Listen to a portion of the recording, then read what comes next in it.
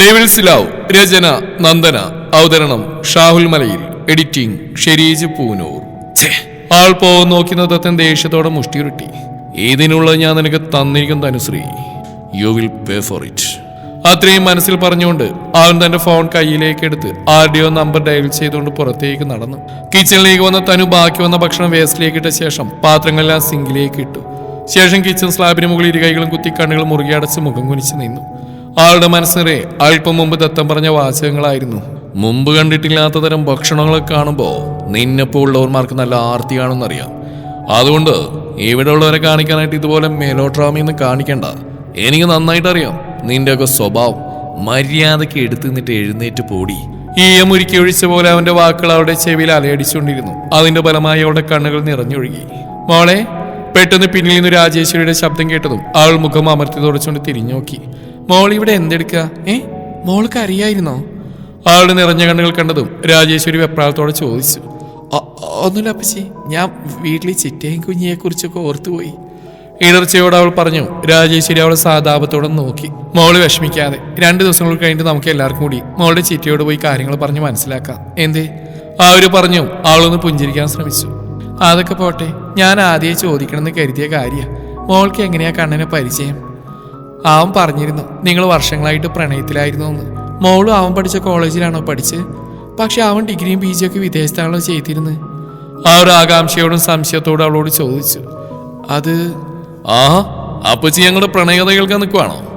പെട്ടെന്ന് അടുക്കള വാതിക്കൽ നിന്ന് ദത്തന്റെ ശബ്ദം കേട്ടതും അവർ ഞെട്ടലോടെ തിരിഞ്ഞു നോക്കി. തനു അവനെ കണ്ടതും മുഖം തിരിച്ച് സിങ്കിൽ കിടന്ന പാത്രങ്ങൾ കഴുകാൻ തുടങ്ങി. രാജേശ്വരി ആണെങ്കിൽ തനിക്ക് അവന്റെ പ്രണയകഥ അറിയാനുള്ള ആകാംക്ഷ കൊണ്ട് തനുവിനോട് ചോദിച്ചായിരിക്കുന്ന അവൻ തെറ്റിദ്ധരിച്ച് കാണുമോ എന്ന് ചിന്തിച്ചുകൊണ്ട് അവനെ നോക്കാൻ നന്നേ ബുദ്ധിമുട്ടി നിന്നു. അല്ല മോനെ, നിങ്ങളെങ്ങനെയാ പരിചയപ്പെട്ടത് ഞാൻ മോളോട് ചോദിച്ചതാ. അവരവനെ നോക്കി അല്പം ജാളിതയോടെ പറഞ്ഞു. ഓ അതാണോ? അത് അപ്പച്ചിക്ക് എന്നോട് ചോദിച്ചാ പോരെ. ഞാൻ പറഞ്ഞില്ലെന്ന് അപ്പച്ചിക്ക് വിശദമായിട്ട് തന്നെ. അവൻ അവരുടെ അരിയിലേക്ക് വന്ന് അവരെ ചേർത്ത് പിടിച്ച് താടിയിൽ കൊഞ്ചിച്ചുകൊണ്ട് പറഞ്ഞു. അപ്പച്ചിയും തനു അവനെ ആകാംക്ഷയോടെ നോക്കി. അതില്ലേ അപ്പച്ചി, ഞാനിങ്ങനെ +2 സ്കൂളിൽ പഠിക്കുന്ന സമയം, +2 ഞാൻ നമ്മുടെ സ്വന്തം സ്കൂളായ മനക്കല സ്കൂളിൽ തന്നെയാണ് പഠിച്ചത്. അവൻ പറഞ്ഞുകൊണ്ട് അവർ രണ്ടുപേരെ ഇടം കണ്ടിട്ട് നോക്കിയതും താൻ പറയുന്നത് ശ്രദ്ധിച്ച് കേട്ടുകൊണ്ട് നിൽക്കുന്നവരെയാണ് കണ്ടത്. അത് കണ്ടത് അവനെ കുസൃതിച്ചിരിയോടെ ബാക്കി പറയാൻ തുടങ്ങി. അങ്ങനെ അവിടെ +2 പഠിക്കുന്ന സമയത്താ ഞാൻ ആദ്യമായിട്ട് ഇവളെ കാണുന്നത്. അന്ന് ഇവള് 7-ലോ മറ്റോ ആയിരുന്നു. സ്കൂൾ യൂണിഫോമൊക്കെ ഇട്ട് മുടി ഇരുവശവും കെട്ടി വാലിട്ട് കണ്ണെഴുതി വലിയൊരു ബാഗും തോളിൽ തൂക്കി ചുറ്റുള്ളതൊന്നും ശ്രദ്ധിക്കാതെ ബസ് ഇറങ്ങി നേരെ തന്നെ ക്ലാസ് റൂമിലേക്ക് മാത്രം നടന്നു പോകുന്ന ആ കുഞ്ഞിപ്പിനെ കണ്ടപ്പോൾ തന്നെ എന്റെ ഹൃദയം ലാപ്ടോപ്പ് എന്ന് വേഗത്തിൽ മിടിക്കാൻ തുടങ്ങി. അവൻ പറഞ്ഞുകൊണ്ടിരുന്നപ്പോഴേക്കും രാജേശ്വരി അവന്റെ കയ്യിൽ പതിയെന്ന് അടിച്ചു. ഡാടാ മതി നിന്റെ പ്രണയകഥ പറഞ്ഞ്, ഞാൻ നിന്റെ അപ്പച്ചിയാ, അത് മറക്കരുത് പൊന്നുമോൻ. ആർ ഗൗരവത്തോടെ പറഞ്ഞു. ആരൊന്ന് വിളിച്ചു കാണിച്ചു കൊടുത്തു. അത് പിന്നെ അപ്പച്ചി ചോദിച്ചപ്പോ ഞാനൊന്ന് വിശദീകരിച്ച് തന്നല്ലേ. അവൻ പറഞ്ഞു കേട്ട് അവരവനെ അടിപിടി നോക്കി. മോൻ അധികം വിശദീകരിക്കണ്ട, വിദേശത്ത് പഠിച്ച നീ മോളെ എവിടെ വെച്ച് കണ്ടാണ് പരിചയപ്പെട്ടെന്ന് അറിയാൻ വേണ്ടി ചോദിച്ചെന്നേ ഉള്ളൂ. പിന്നെ മോള് ജനിക്കുന്നതിന് മുന്നേ രാഘവേട്ട എടുത്ത കാര്യസ്ഥപ്പണി അവസാനിപ്പിച്ചിരുന്നു. അപ്പൊ ആ വഴിക്ക് നിങ്ങൾ പരിചയപ്പെടാൻ സാധ്യതയില്ല, അതാ ഞാൻ ചോദിച്ചത്. അവർ പറഞ്ഞു കേട്ട് അവനൊന്ന് പുഞ്ചിരിച്ചുകൊണ്ട് അവരെ ചേർത്ത് പിടിച്ചു. അപ്പോൾ തനുവിന്റെ മനസ്സിൽ സ്കൂൾ യൂണിഫോം ഇട്ട് മുടി ഇരുവശവും കെട്ടി വലിയൊരു ബാഗും തൂക്കി ചുറ്റുമുള്ളതൊന്നും ശ്രദ്ധിക്കാതെ ബസ് ഇറങ്ങി നേരെ തന്നെ ക്ലാസ് റൂമിലേക്ക് മാത്രം നടന്നു പോകുന്ന ഒരു കുഞ്ഞിപ്പെണ്ണിന്റെ മുഖമായിരുന്നു. ആൾക്ക് തന്നെ മുഖമായിരുന്നു എന്ന് ആ നിമിഷം അവൾ ഞെട്ടലോടെയോ അത്ഭുതത്തോടെയോ ഓർത്തു നിന്നുപോയി. കിച്ചന് പിന്നിൽ വിശാലമായ പറമ്പിന് സമീപമുള്ള ചെറിയ തിട്ടയിൽ കയറി ദൂരെയുള്ള കാഴ്ചകളിലേക്ക് കണ്ണുകൾ നട്ടിരിക്കാനും തനു. എന്തിലോ ശ്രദ്ധ കേന്ദ്രീകരിച്ചുള്ള അവിടെ ആ ഇരിപ്പ് കാണുമ്പോൾ തന്നെ അറിയാം അവളുടെ മനസ്സ് ഇവിടെയൊന്നും അല്ലെന്ന്. ആ സമയം അവളുടെ മനസ്സിൽ നിറയെ അവളുടെ ചിറ്റയും കുഞ്ഞിയും മാത്രമേ ഉണ്ടായിരുന്നുള്ളൂ. കാരണം അവരോടൊന്ന് സംസാരിച്ചിട്ട് ഇന്നേക്ക് 2ാം ദിവസമാണ്. അവളുടെ കണ്ണുകൾ നിറഞ്ഞൊഴുകി. കയ്യിലിരുന്ന ഫോണിലൂടെ അവൾ വീണ്ടും ചിറ്റയെ കോൾ ചെയ്തുകൊണ്ടിരുന്നു. ഒന്ന് ഫോൺ എടുക്കുക ചിറ്റ്. അവളുടെ മനസ്സ് മന്ത്രിച്ചുകൊണ്ടിരുന്നു. അതോടൊപ്പം കൈവിരലുകൾ വീണ്ടും കോൾ ബട്ടണിൽ അമർന്നു. രാവിലെ കുഞ്ഞിക്ക് വേണ്ട കാര്യങ്ങളെല്ലാം ചെയ്ത് വീട്ടുകാര്യങ്ങൾ കഴിഞ്ഞ് ജോലിക്ക് പോകാനായി തയ്യാറാവുകയായിരുന്നു രേവതി. ചിറ്റേ. പെട്ടെന്ന് കുഞ്ഞുവിന്റെ ശബ്ദം കേട്ടത് രേവതി പെട്ടെന്ന് അവളുടെ മുറിയിലേക്ക് ഓടി. എന്താ കുഞ്ഞു, എന്തേലും വേണോ? ആദ്യേ കയറി രേവതി വെപ്രാളത്തോടെ അവിടെ അരികിലേക്ക് കയറിക്കൊണ്ട് ചോദിച്ചു. ഒന്നും വേണ്ട ചിറ്റേ, ഞാൻ ചേച്ചി വിളിച്ചോന്ന് അറിയാൻ വേണ്ടി ചിറ്റയെ വിളിച്ചാ. ആൾ പറഞ്ഞ രേവതിയുടെ മുഖം മങ്ങി. അവർ കയ്യിലിരുന്ന ഫോണിൽ മുറുകെ പിടിച്ചു. സൈലന്റിൽ ഇട്ടിരിക്കുന്ന ആ ഫോണിൽ അപ്പോഴും തനുവിന്റെ കോള് വന്നുകൊണ്ടിരുന്നു. പലവട്ടം അവിടെ കോള് വന്നുകൊണ്ടിരുന്നപ്പോൾ താനാണ് സൈലന്റിലിട്ട്. എന്തുകൊണ്ടോ അവളോട് സംസാരിക്കാൻ തോന്നുന്നുണ്ടായിരുന്നില്ല. ചിലപ്പോൾ അവൾ ചെയ്ത തെറ്റ് അത്രത്തോളം തന്നെ തകർത്തുകൊണ്ടാവാം. അവരോരോന്ന് ഓർത്തുകൊണ്ടിരുന്നു. ചിറ്റ ഞാൻ ചോദിച്ചു കേട്ടില്ലേ? പെട്ടെന്ന് കുഞ്ഞുവിന്റെ ശബ്ദം കേട്ടതും അവർ ഞെട്ടലോടെ അവളെ നോക്കി. എന്താ മോളെ? അവർ പതർച്ചയോടെ ചോദിച്ചു. ചിറ്റ ഇത് എന്താലോചിച്ചോണ്ടിരിക്കുക? ഞാൻ എത്ര നേരമായിട്ട് ചോദിക്കണു? ആൾ പരിഭവത്തോടെ പറഞ്ഞു. അവരൊന്ന് പുഞ്ചിരിച്ചു. ആ ചിറ്റ വേറെന്താ ആലോചിച്ചോണ്ടിരുന്ന മോളെ? പിന്നെ ചേച്ചി ആരും വിളിച്ചിരുന്നു, ജോലി കയറിയതല്ലേ ഉള്ളൂ, അതുകൊണ്ട് എപ്പോഴും വിളിക്കാൻ പറ്റില്ലെന്ന് പറഞ്ഞു. സമയം കിട്ടുമ്പോൾ ചേച്ചിനെ വിളിക്കും, അപ്പൊ മോൾക്ക് തരാട്ടോ. രേവതി അവളുടെ കവിളിലും തലോടിക്കൊണ്ട് പറഞ്ഞു. അത് കേട്ട് അവളുടെ മുഖമൊന്നും മങ്ങിയെങ്കിലും അവളത് പുറമേ കാണിക്കാതെ അവരെ നോക്കിയൊന്ന് പുഞ്ചിരിച്ചു. എന്നാ മോളിവിടെ ഇരിക്കെ, ചിറ്റ പോയിട്ട് വരാം. പിന്നെ എഴുന്നേറ്റ് നടക്കുകയൊന്നും ചെയ്യരുത് കേട്ടോ. ബാത്റൂമിൽ പോകാൻ മാത്രം എഴുന്നേറ്റാ മതി. ഭക്ഷണം എല്ലാം ചിറ്റ ഇവിടെ കൊണ്ടുവച്ചേക്കാം. പോവാനെ എഴുന്നേറ്റ ശേഷം സാരിയുടെ പ്ലീറ്റ് നേരിടുന്നതിനിടയിൽ അവർ പറഞ്ഞു. അതിനവളൊന്ന് മൂളിയ ശേഷം അവളുടെ നെറുകയിലൊന്ന് മുത്തിക്കൊണ്ട് ബാഗ് എടുത്ത് പുറത്തേക്ക് ഇറങ്ങി. ആ സമയമാണ് അവരുടെ കയ്യിൽ നിന്ന് ഫോണിലേക്ക് വീണ്ടും തനുവിന്റെ കോൾ വന്ന്. ഒരു നിമിഷം ആലോചിച്ച ശേഷം അവർ ആ കോൾ അറ്റൻഡ് ചെയ്ത് ചെവിയിലേക്ക് വെച്ചു. ഹലോ. ഇടർച്ചയോട് അവർ ഹലോ പറഞ്ഞു. മറുവശം നിന്ന തനുവിന്റെ കണ്ണുകൾ നിറഞ്ഞൊഴുകി. ചിറ്റ ഞാൻ കരഞ്ഞു പോയിരുന്നവൾ എന്താണ് പറയേണ്ടെന്നറിയാതെ അവൾ കൈയെടുത്ത് വായ കുത്തി പിടിച്ചുകൊണ്ട് കരച്ചിലടക്കി. ഒരു നിമിഷം അവളുടെ കരച്ചിലിന്റെ ശബ്ദം കേട്ട് അവരുടെ കണ്ണുകൾ ഈറനായി. എത്രയ്ക്കായാലും സ്വന്തം മക്കളെ പോലെ നോക്കി വളർത്തിയവളാണ്. ഒരിക്കലും അവളെ അങ്ങനെയെങ്കിലും ഉപേക്ഷിച്ച് കളയാൻ തന്നെ കൊണ്ടാവില്ല. അവർ മനസ്സിൽ മന്ത്രിച്ചു. ശേഷം എന്തോ തീരുമാനിച്ചുറപ്പിച്ച പോലെ അവളോട് സംസാരിക്കാൻ തുടങ്ങി. തനു മോളെ. ആരോളെ ആശ്വസിപ്പിക്കാൻ എന്ന പോലെ പതിയെ വിളിച്ചു. എന്നോട് വെറുപ്പാണോ ചിറ്റ്? പെട്ടെന്ന് അവിടെ ആ ചോദ്യം കേട്ടതും രേവതി എന്ത് പറയണമെന്നറിയാൻ നിന്നുപോയി. ഒന്നും മനഃപൂർവ്വമായിരുന്നില്ല ചിറ്റ്, എന്റെ അവസ്ഥ അങ്ങനെയായി പോയി. ആൾ പറഞ്ഞിട്ട് അവർ സംശയത്താൽ നെറ്റി വിളിച്ചു. എന്താ തനു, എന്താ നീ പറയുന്നത്? മനക്കിൽ ദൈവത്തിന്റെ താലി കഴുത്തിൽ വീഴാൻ മാത്രം എന്താ അവസ്ഥയായിരുന്നു നിനക്ക് ഉണ്ടായിരുന്നത്? അപ്പോഴാണ് താനെന്താ പറഞ്ഞെന്ന് അവൾ ഓർത്ത്. അതൊന്നുമില്ല ചിറ്റെ, ഞാൻ വെറുതെ. തനു സത്യം പറ മോളെ, അവിടെ നിനക്ക് എന്തെങ്കിലും പ്രശ്നമുണ്ടോ? ദത്തനോ അവന്റെ വീട്ടുകാരോ നിന്നോട് പറയാമെന്ന് പകലിൽ നിർത്തിക്കൊണ്ട് അവരോട് മറുപടിക്കായി കാത്തു. അങ്ങനെയൊന്നുമില്ല ചിറ്റെ, ഞാനത്. ആൾക്ക് രേവതിയോട് എന്ത് മറുപടി പറയണമെന്ന് അറിയില്ലായിരുന്നു. തനു എന്താണെങ്കിലും ചിറ്റയോട് പറയുമോളെ, ചിറ്റ നിന്റെ കൂടെ തന്നെയുണ്ട്. ആരോളെ സമാധാനിപ്പിക്കാനെന്നവണ്ണം പറഞ്ഞു. ഒരു നിമിഷം അവരുടെ വാക്കിൽ കേട്ട് അവളൊന്ന് ആലോചിച്ചു. ശേഷം ദത്തനെ വിവാഹം കഴിക്കേണ്ടി വന്ന സാഹചര്യം എന്താണെന്ന് അവൾ അവരോട് പറയാൻ തുടങ്ങി. പക്ഷേ ദത്തന്റെ ചോരയിൽ പിറന്ന ഒരു കുഞ്ഞിന് വേണ്ടി തന്നെ 2 വർഷത്തേക്ക് വാടകയ്ക്ക് എടുത്താണെന്ന് പറയാതെ തന്നോടുള്ള ഇഷ്ടം കൊണ്ടാണ് മറ്റൊന്നും ചിന്തിക്കാവും തന്നെ വിവാഹം കഴിച്ചെന്നാണ് അവൾ രേവതിയോട് പറഞ്ഞ്. പക്ഷേ തനു അവരൊക്കെ വലിയ ആൾക്കാരാ. എത്ര ഇഷ്ടമാണ് സ്നേഹമാണെന്നൊക്കെ പറഞ്ഞാലും ഭാവിയിൽ നമ്മൾ ചിലപ്പോൾ അവർക്ക് ബാധ്യതയായിട്ട് മാറാനുള്ള സാധ്യത കൂടുതലാണ്. ഏതോ ഒരു ഓർമ്മയിൽ രേവതി അങ്ങനെ പറഞ്ഞു. തനുവിന് അതിന് മറുപടി ഉണ്ടായിരുന്നില്ല. എന്തായാലും മോള് സൂക്ഷിക്കണം. ചിറ്റ പിന്നെ വിളിക്കാം, ജോലിക്ക് പോകാൻ നേരായി.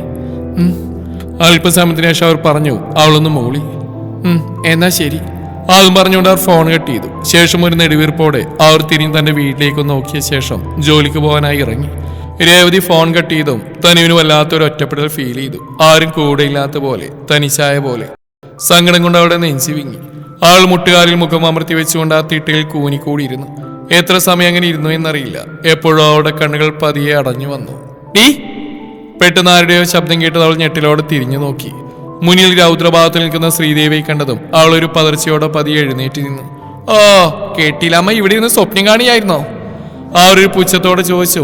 അവൾ അതിന് മറുപടി അറിയാതെ തലകുനിച്ച് നിന്നു.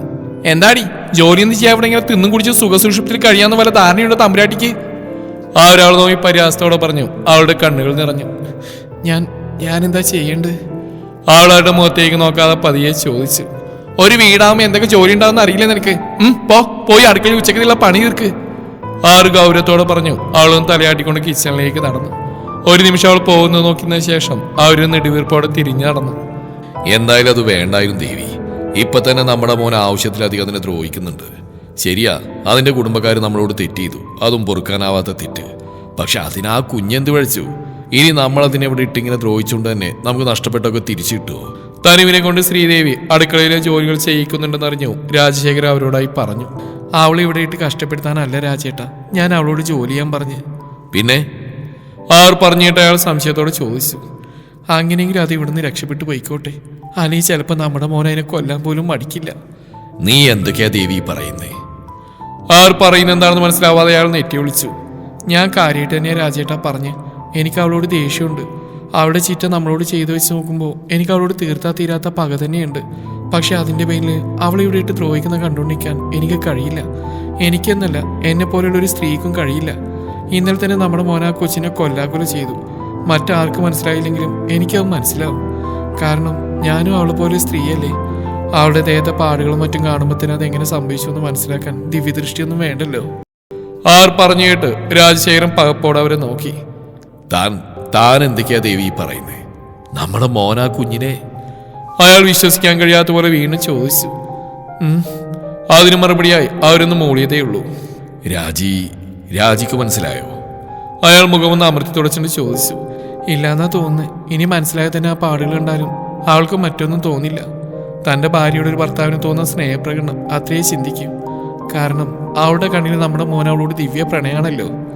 ആർ പറഞ്ഞു കേട്ട് അയാൾ എന്ത് പറയണമെന്നറിയാതെ ഒരു നിമിഷം നിന്നുപോയി. പക്ഷേടോ, താൻ അതിനിവിടെ ഇട്ട് ഇങ്ങനെ കഷ്ടപ്പെടുത്തിയാൽ തന്നെ അത് ഇവിടുന്ന് ഇറങ്ങിപ്പോകുന്ന എനിക്ക് തോന്നുന്നുണ്ടോ? അവളുടെ അനിയത്തിയുടെ ചികിത്സക്കായിട്ട് നമ്മുടെ മോൻ്റെ കയ്യിൽ നിന്ന് അവൾ പണം വാങ്ങിയിട്ടുണ്ട്. അപ്പൊ പിന്നെ അത് കൊടുത്തു തീർക്കാതെ അല്ലെങ്കിൽ അവൻ പറഞ്ഞ കാര്യം ചെയ്ത് അവൾക്ക് ഇവിടുന്ന് ഇങ്ങോട്ട് പോകാൻ സാധിക്കില്ലല്ലോ. അയാൾ പറഞ്ഞു. അവരയാളൊന്ന് നോക്കി. എനിക്കറിയില്ല രാജേട്ടൻ എന്താ ചെയ്യേണ്ടതെന്ന്. ആരുടെയും ശാപം എൻ്റെ മോൻ്റെ തലയിൽ വീഴരുത്. അതെനിക്ക് നിർബന്ധം.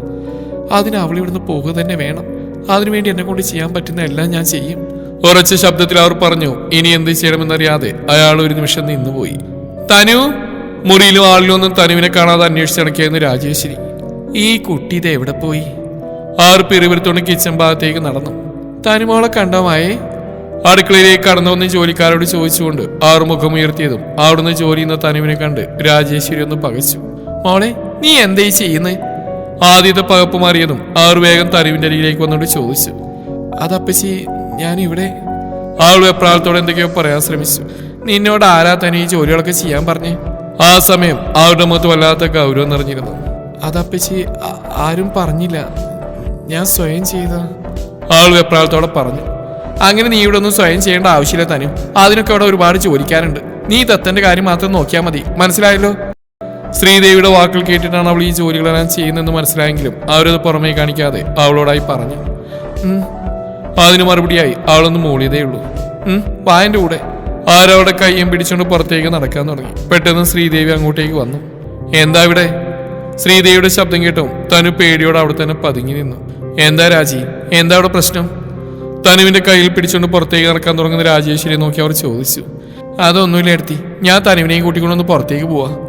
ശ്രീദേവി നോക്കിയൊന്ന് കടുപ്പിച്ച് പറഞ്ഞുകൊണ്ട് രാജേശ്വരി തനുവിന്റെ കൈയും പിടിച്ച് പുറത്തേക്ക് നടക്കാൻ തുടങ്ങിയതും ശ്രീദേവി അവരെ പിന്നിൽ നിന്ന് വിളിച്ചു. രാജി, നീ ഇപ്പൊ ഇവിടെയും കൊണ്ട് എങ്ങോട്ട് പോവാ? അവരുടെ അരികിലേക്ക് വന്നുകൊണ്ട് അവർ ചോദിച്ചു. എങ്ങോട്ടില്ല എടുത്തി, പറമ്പിലൊക്കെ നടക്കണം, അത്രയേ ഉള്ളൂ. രാജേശ്വരി പറഞ്ഞു. ശ്രീദേവിയുടെ മുഖമിനുണ്ടു. എന്തിന്? ഇനി ഇവളെ കൊണ്ടുപോയി നാട്ടുകാരെ മുഴുവൻ കാണിക്കാനോ? അതിനൊന്നും ആവശ്യമില്ല രാജി, നീ വേണേ പോയിക്കോ, ഇവളോട് നിൽക്കട്ടെ. ആർ പറഞ്ഞിട്ട് രാജേശ്വരി അവർ കൂർപ്പിച്ച് നോക്കി. ഇവളെ നാട്ടുകാർ കണ്ട എന്താ കുഴപ്പം? ഇവൾ അന്യൊന്നല്ലല്ലോ. മനക്കിലെ ദേവത്വം താലി കെട്ടിക്കൊണ്ടുവന്ന അവന്റെ ഭാര്യയല്ലേ. അപ്പൊ നാട്ടുകാരും വീട്ടുകാരെ കണ്ടെന്ന് വെച്ച് യാതൊരു ദോഷവുമില്ല. ആർ പറഞ്ഞു. ശ്രീദേവരും ദേഷ്യപ്പെട്ട് നോക്കി. ഞാൻ പറയാനുള്ളത് പറഞ്ഞു രാജി, നീ വെറുതെ ആവശ്യമില്ലാത്ത പ്രശ്നങ്ങൾ ഉണ്ടാക്കരുത്. ശ്രീദേവി ഒന്നുകൂടി അവരെ പിന്തിരിപ്പിക്കാനായി പറഞ്ഞു. ഞാനൊരു പ്രശ്നത്തിന് വരുന്നില്ല, ഇപ്പൊ ഇവിടെ പ്രശ്നം ഉണ്ടാക്കിയ എടുത്തിയാ. രാജേശ്വരി വിട്ടുകൊടുക്കാതെ പറഞ്ഞു. ഞാനെന്ത് പ്രശ്നം ഉണ്ടാക്കിയത്?